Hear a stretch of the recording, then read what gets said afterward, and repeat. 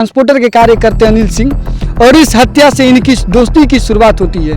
पहले ही दोनों मिलकर हत्या करते हैं और वो समय होता है 6 सितंबर 2011। उसके 2009 माफ़ कीजिएगा 2009 में ये पहली हत्या करते हैं। और फिर उसके बाद 10 मार्च को औद्योगिक थाना क्षेत्र में पूर्व मुखिया मोहम्मद नौशाद की हत्या होती है। मोहम्मद नौशाद चर्चित मुखिया थे, पूर्व मुखिया थे और उनका अच्छा पैठ था। नौशाद मुखिया की हत्या पूरे बक्सर जिला को हिला के रख देता है। बहुत पुरानी एक कहावत कहा गया है कि कभी आंखों का तारा आज दिल का दर्द बन गया, कभी आंखों का तारा आज दिल का दर्द बन गया, जो था सबसे खास वही सबसे बड़ा गम बन गया। ये जो शेर मैं सुना रहा हूँ ये कहीं ना कहीं दोस्ती पे जाके फिट बैठ रहा है। कहा गया है कि जब दोस्त दोस्त ना बन के दुश्मन बन जाए तो फिर जीव के काल बन जाता है। जी हाँ, आपने सही सुना। ये दोस्ती की दास्तां की शुरुआत 2011 में होती है। जयराम की दुनिया में कदम रखते हैं दो ऐसे नाबालिग दोस्त जो देखते ही देखते बक्सर के जिला में आतंक का पर्याप्त बन जाते हैं। आए दिन सुर्खियों में रहते हैं। न्यूज़पेपर खोलने पर एक ही नाम की गूंज होती है, चंदन शेरू, चंदन शेरू। ओंकार नाथ उर्फ शेरू सिंह और चंदन मिश्रा की दोस्ती की मिसाल देखते ही देखते पूरे बिहार और पूरे हिंदुस्तान में छा जाता है। क्योंकि डिजिटल मीडिया की दुनिया नहीं थी, लेकिन टेलीविज़न से लेकर बड़े बड़े न्यूज़, प्रभात खबर उस टाइम नई नई पत्रिका आई थी, पेपर में आउट होता है।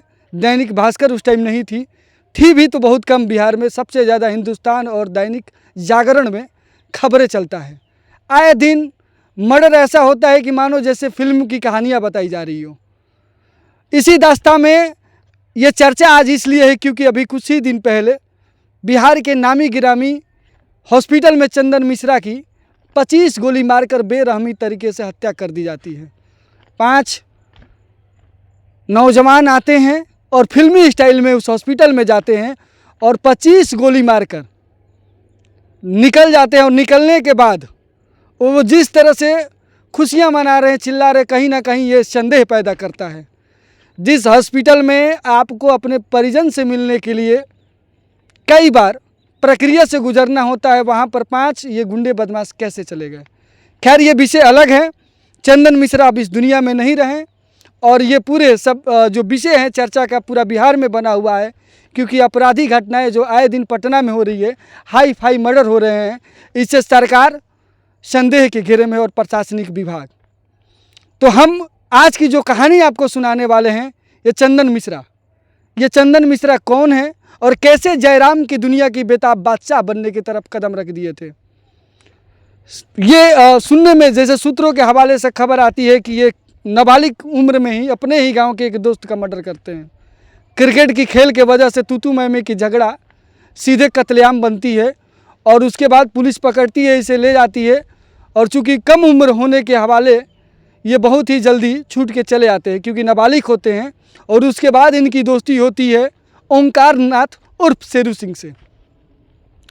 ये दोस्ती होती है और शेरू की भी कहानी कुछ अलग होती है।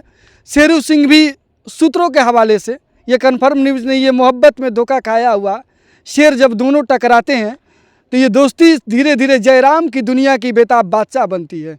कैसे, इस पे ही आज आपको विस्तृत रूप से हम बताने का प्रयास करेंगे। जी हाँ, आप देखना चालू कर दिए हैं 360 न्यूज़ रवि चौरसिया के साथ। और आज का विषय है कि एक मासूम सा लड़का कैसे कुख्यात अपराधी बनता है।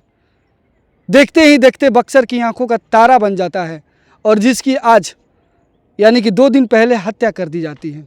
चलिए इस पर हम आपको बातचीत सिलसिलेवार तरीके से बताने का प्रयास करते हैं।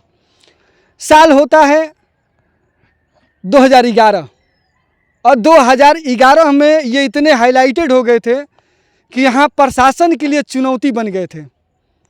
ये जहाँ जहाँ जाते थे साया के रूप में प्रशासन जाती थी, लेकिन उनके सायों को परछाई तक नहीं पकड़ पाती थी।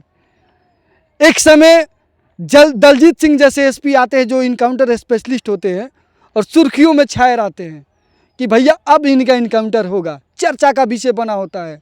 लेकिन ये भी शातिर दिमाग के 19-20 साल के 2 लड़के और अपराध की दुनिया में ऐसे कदम रखते हैं कि एक चिट्ठी लिखते हैं और चैलेंज करते हैं कि आपको यहाँ मारेंगे, इस टाइम में मारेंगे, और अपने खूनी वारदात के लिए पहचान बनाते हैं। सबसे पहले ये दोनों जो मिल के हत्या करते हैं वो मैं आपको डेट बताने का प्रयास करता हूँ। ये 6 सितंबर सेमरी में अनिल सिंह की हत्या करते हैं। ये ट्रांसपोर्टर के कार्य करते हैं अनिल सिंह, और इस हत्या से इनकी दोस्ती की शुरुआत होती है। पहली दोनों मिलकर हत्या करते हैं और वो समय होता है 6 सितंबर 2011। उसके 2009 माफ़ कीजिएगा 2009 में ये पहली हत्या करते हैं, और फिर उसके बाद 10 मार्च को औद्योगिक थाना क्षेत्र में पूर्व मुखिया मोहम्मद नौशाद की हत्या होती है। मोहम्मद नौशाद चर्चित मुखिया थे, पूर्व मुखिया थे, और उनका अच्छा पैठ था। नौशाद मुखिया की हत्या पूरे बक्सर जिला को हिला के रख देता है। कई धरनाएं, प्रदर्शन, कई जगह रोड जाम, मारने वाला कौन है पता नहीं चलता है धीरे धीरे, क्योंकि ये नाबालिग होते हैं और पुलिस की पकड़ में डिजिटल ज़माना नहीं था, छोटा मोबाइल था, लोकेशन प्राप्त करना पुलिस के लिए चुनौती का कार्य था। और उस टाइम ये दोनों मिलकर नौशाद मुखिया की हत्या करते हैं। पूरे बक्सर जिला थर्रा जाता है। फिर कहानी की आगे अगला कड़ी होती है 26 जुलाई को, जिसमें प्रमुख पति की शिवजी खरवार की हत्या होती है। चर्चित नेता कांग्रेस की, और उसमें इनको भी फ़ोन जाता है कि तुम बहुत उड़ रहे हो, ये वो बहुत तरह की धमकी, और उस धमकी को दरकिनार करके शिवजी खरवार अपने मस्ती में जाते हैं। शाम का समय होता है, उनकी भी धाई धाई धुसुम जगह पे ही मृत्यु होती है। और अब जाके पुलिस खोल जाती है कि भैया कौन है, और वहीं से नाम का उजागर होता है चंदन शेरू गिरोह। ये दो 19-20 लगभग उम्र होगा, 19 कह सकते या 20 साल मान लीजिए। 20 साल की उम्र में ये कत्लेआम करते हैं। शिवजी खरवार के हत्या के बाद पूरा चर्चा का विषय हो जाता है। 31 जुलाई निजामुद्दीन हत्या, टाउन थाना घबरा जाती है, क्योंकि शहर के बीचों बीच मर्डर होता है। निजामुद्दीन की हत्या भी बक्सर शहर को हिला के रख देता है, क्योंकि ये टारगेट करते हैं, चिट्ठी लिखते हैं, ऐसे ही लेटर डालते हैं, और लेटर के बाद उनकी हत्याएं करते हैं। कहीं ना कहीं पुलिस कप्तान का चैलेंज के रूप में लेना पड़ता है। और उसी समय एक तेज तर्रार IPS की यहाँ पर आगमन होता है, जिनका नाम होता है दलजीत सिंह। लोगों को लगता है कि अब चंदन शेरू की खात्मा होगा, लेकिन आने से पहले भी एक चिट्ठी और एक सौगात दिया जाता है, और वो सौगात होता है नया भोजपुर के चुन्ना व्यवसायी राजेंद्र केसरी हत्याकांड। ये 21 अगस्त की कहानी होती है। 21 अगस्त का दिन होता है। पहले फ़ोन जाती है, फ़ोन जाने के बाद उनसे रंगदारी टैक्स मांगा जाता है। बार बार मांगने पर, नहीं देने पर वो कहते हैं कि भैया इसका भुगतान भुगतना होगा और हम लोग हत्या भी कर सकते हैं।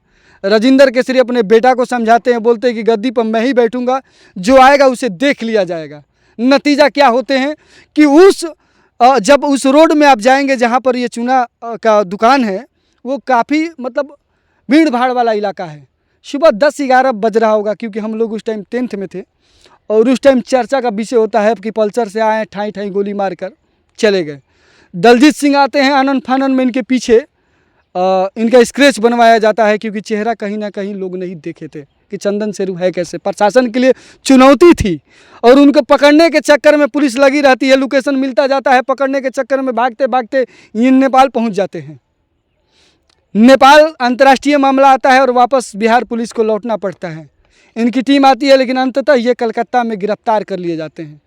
और जितने गिरफ्तारी की चर्चा होती है, उतना ही शेरू की चर्चा होती है, जब कोर्ट में ही एक कह सकते कांस्टेबल को गोली मारकर भागने का प्रयास करते हैं।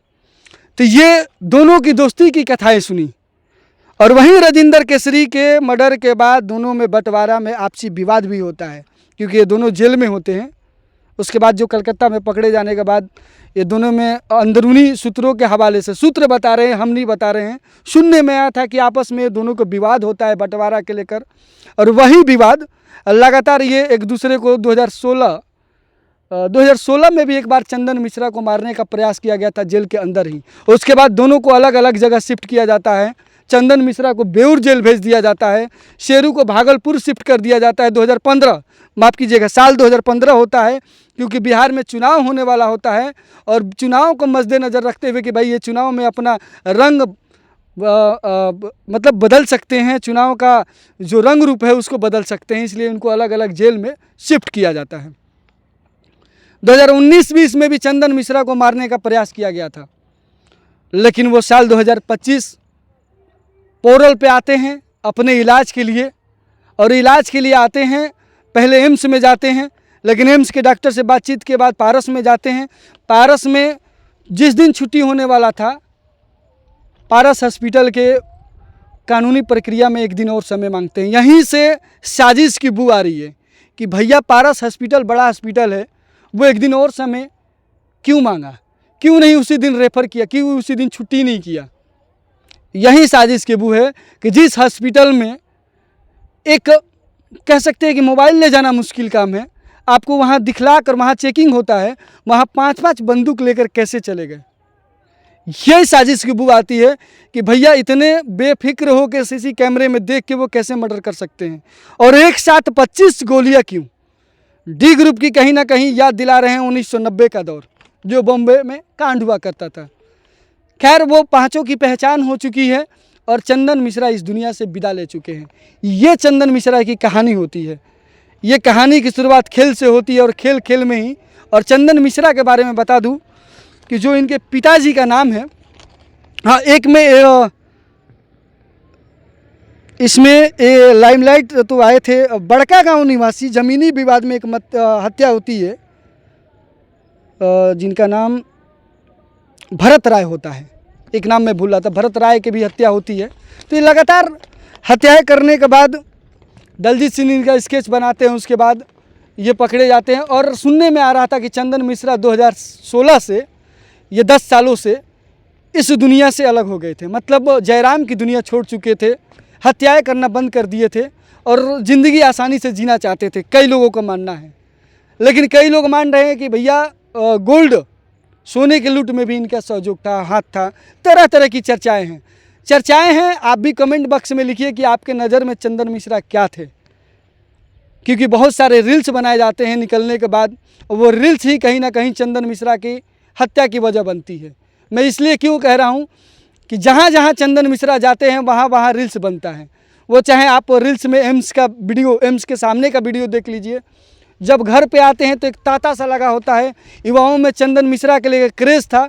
हो सकता है कि इनके दुश्मन को वो खल गया हो सकता है कि दुश्मन को इनको लोकेशन मिलने में मदद किया हो, क्योंकि जहाँ जहाँ गए हैं, चाहे पारस हॉस्पिटल का, हर जगह का वीडियो इनका वायरल है।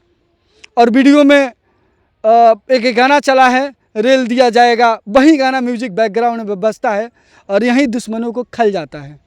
और नतीजा होता है कि चंदन मिश्रा पर 25 गोलियां, 1 2 5 सुने होंगे, 25 गोलियां ताबड़तोड़। अब वो भी जो रिवॉल्वर निकाले हैं, आपको दिखाने का मैं प्रयास करूंगा, फुटेज में आपको दिखाऊंगा कि भैया जो बंदूक निकाले गए हैं वो मामूली हथियार नहीं है। और मारने वाला बादशाह शौकीन है गाड़ियों का, उसके भी कई रील्स वायरल है, अपना यूट्यूब पर उसका चैनल है, अपना इंस्टाग्राम पे चैनल है, फेसबुक पर। और भैया ये साजिश की बू है कि राजनीति है या सरकार या प्रशासन की फेलियर। कमेंट बॉक्स में आप ज़रूर राय व्यक्त कीजिएगा। मरने वाला भी कोई दूध का धुला नहीं था, लेकिन मारने वाला भी कोई दूध का धुला नहीं है, क्योंकि कोर्ट ऑलरेडी सज़ा दे चुकी थी। बता दूं कि इनको सजाए मौत हो चुकी थी, लेकिन सुप्रीम कोर्ट के आदेश पर पुनः जांच होती है और इनको आजीवन कारावास होता है। और 3-4 दिन के लिए पोरल पे आते हैं, 11 तारीख को आते हैं, शायद कि 8 या 11 को आते हैं, और 18 तारीख को ही जाना था, 17 को ये मर्डर हो जाता है, क्योंकि मारने वाला को सब पता होता है। हो सकता है कि चंदन मिश्रा को कोई शादिर, कोई आसपास का ही उनका खबर देता हो। ये है चंदन मिश्रा की, यानी कि जयराम की दुनिया का एक और अंत बुरा। इस दुनिया में जयराम के नाम से इसलिए मैं कह रहा हूं कि इसके पहले भी कई चर्चित नाम, इधर राम लक्ष्मण का भी नाम आप कहीं ना कहीं सुने होंगे। एक भाई मरने के बाद एक भाई शांत हो गया था, वो भाई थे, लेकिन इस दुनिया में ये दोस्त थे। और ये दोस्ती सौदागर फिल्म की तरह, मैं इसलिए कह रहा हूं कि उसमें भी दोस्ती वैसी होती है और एक दोस्त मारा जाता है, अंत भी सेम वैसी हुआ है। कि दोस्त जब दुश्मन बनते हैं तो हश्र क्या होता है।